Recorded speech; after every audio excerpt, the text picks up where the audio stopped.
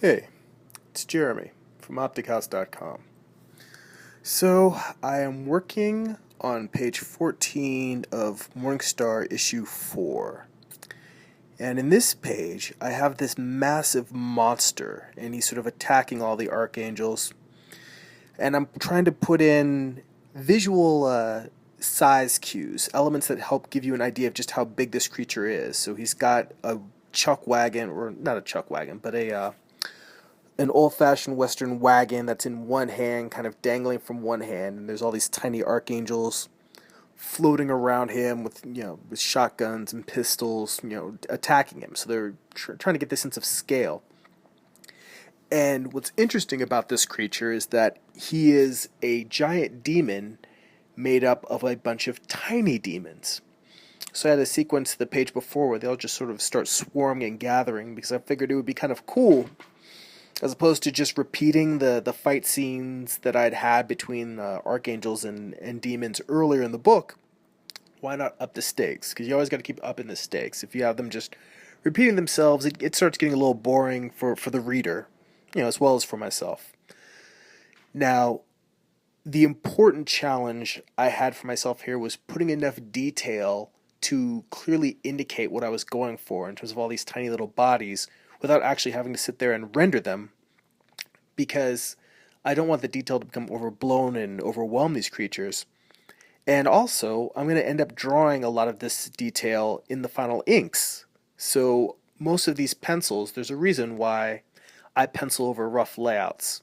It just doesn't make sense for the way I work personally to render very tightly and do these, really well-rendered pencil drawings if I'm just going to go back and redraw them all in ink. So my style is a lot more layout oriented, where these are, rough construction drawings that give you, what the characters are doing, their sense of expression, their volume, but they're certainly not finished pencil drawings by any means. So I wanted to make sure that I put in enough detail to really give a sense of everything that's going on in the scene and capture all the details that I want to make sure I don't forget in the final drawing, but not render it to the point where I'm doing the same job over again twice.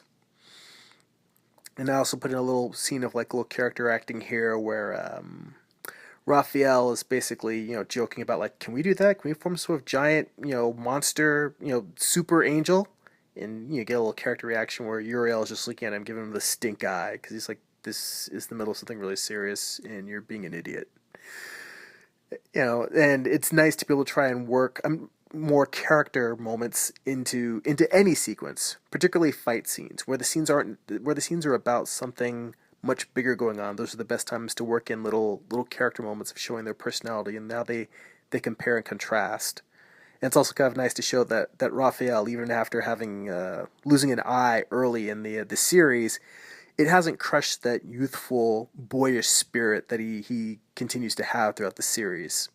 He's probably one of the kinder, gentler souls in this book. Anyway, that's it for now. Check out my website, optichouse.com. Sign up for my mailing list. Leave me questions and comments below. Go be creative.